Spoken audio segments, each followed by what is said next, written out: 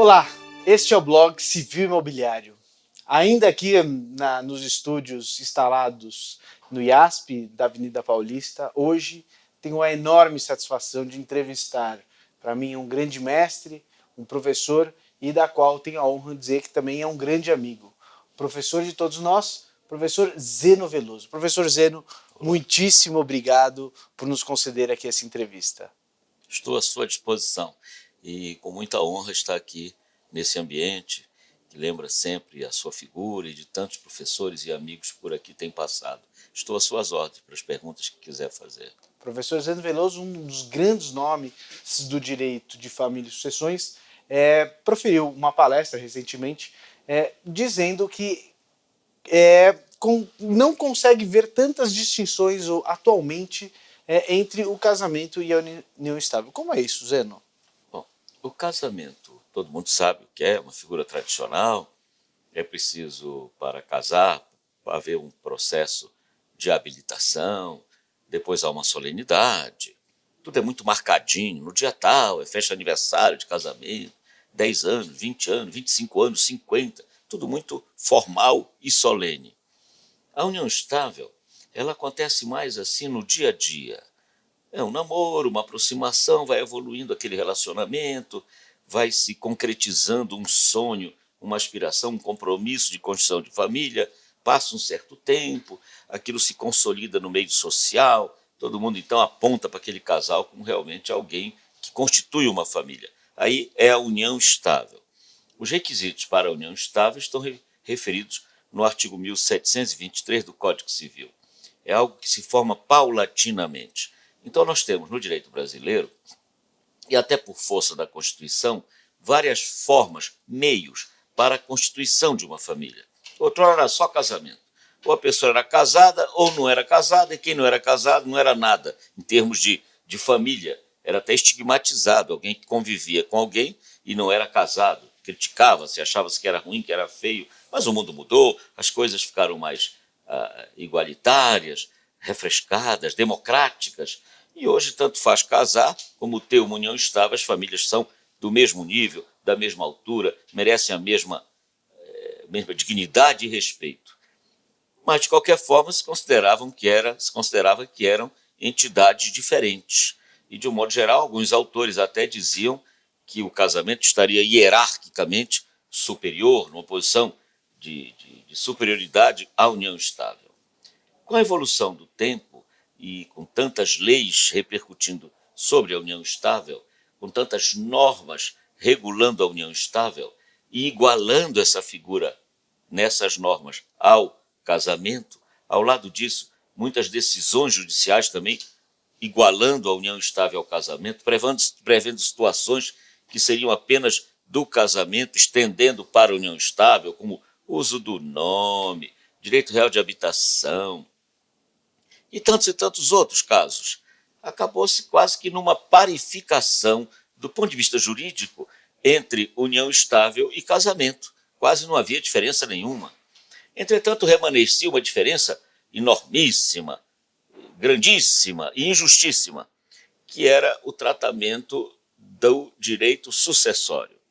Quer dizer, havia um artigo no Código Civil, 1790, que dizia como era que ocorreria, ou que ocorre, ou que ocorria, porque isso já caiu, a sucessão entre companheiros. Era um artigo retrógrado, discricionário, reacionário, passadista, colocando a união estável em quinta categoria. Não era nem numa segunda, numa quinta categoria. Ou seja, o companheiro ele tinha menos direitos caso comparando-se com o cônjuge. Era uma situação realmente até constrangedora. Perfeito. Basta dizer que entre um primo do falecido e um companheiro, o primo era mais beneficiado. Basta dizer isso para não entrar em muitos detalhes. Claro. Por óbvio, foi declarado isso inconstitucional, mas depois de muitos anos. Sim. O Código Civil é de 2002, entrou em vigor em 2003.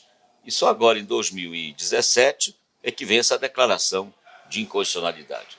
Com essa declaração de inconstitucionalidade, o Supremo disse: essa regra que regula a sucessão entre companheiros é inconstitucional.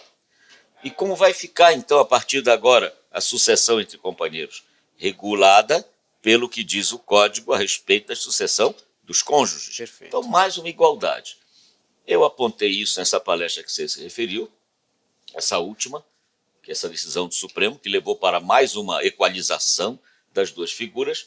E a minha conclusão, afinal, é a seguinte: é difícil hoje eu apresentar em que união estável e casamento, a não ser o nome, são figuras diferentes, a não ser o nome na forma da Constituição. Porque quanto aos efeitos, quanto aos direitos e deveres que as entidades, respectivamente, produzem, eu não sou capaz de apontar nenhuma diferença substancial. De maneira que eu diria, e numa síntese, que a união estável e o casamento são formas alternativas de constituição de família. Este quer casar, aquele quer, de outra forma, constituir a sua família por uma união estável. Tudo bem, façam como bem quiser, mas os efeitos são os mesmos.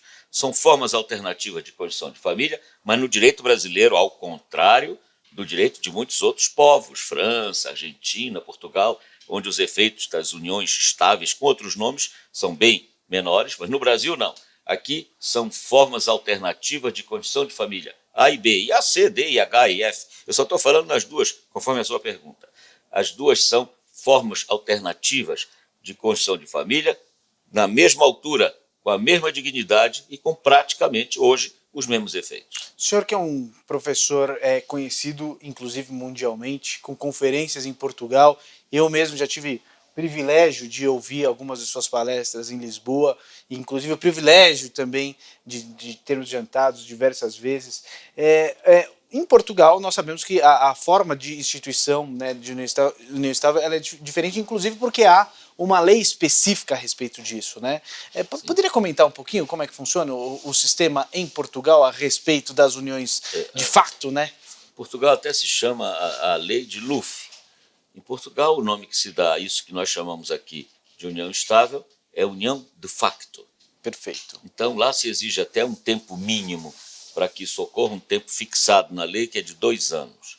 Não é que no Brasil não tenha um tempo mínimo para que se constitua uma união estável. É preciso de algum tempo, já que ela tem que ser pública, notória, tem que haver uma convivência, um conhecimento pela comunidade, pelo menos pela comunidade em que o casal vive. Quando falo em casal, é bom chamar atenção. Pode ser um casal heterossexual como homossexual. Perfeito. Pode haver união estável entre um homem e a mulher, como pode haver uma união estável entre 2 homens ou entre 2 mulheres. En passant, é bom dizer isso. A mesma coisa ocorre em Portugal. Perfeito. Mas lá a união estável gera infinitamente muito menos efeitos. A união estável até se discute lá se é uma entidade familiar, embora eu seja do ponto de vista que sim, por força da própria Constituição de Portugal. É uma entidade familiar, é algo também respeitável, mas os efeitos são diminutos, mínimos, muito pequenos. Numa comparação, eu diria que a união de facto em Portugal gera menos de 10% do que os efeitos que a união estável, que a união de facto lá gera, aqui menos que 10% do que os efeitos da brasileira. Muito bem. Professor Zeno Veloso, queria agradecer imensamente. Um prazer meu. Aliás, eu queria lembrar, en passant, que quem pagou o jantar lá em Portugal, 2 que tivemos, foi ele, não fui eu. Quero agradecer. E com um vinho da primeira qualidade. Muitíssimo obrigado, Obrigado professor Zeno. Foi um privilégio aqui ter o senhor como uma grande honra. Muito obrigado. Muito obrigado. Até logo.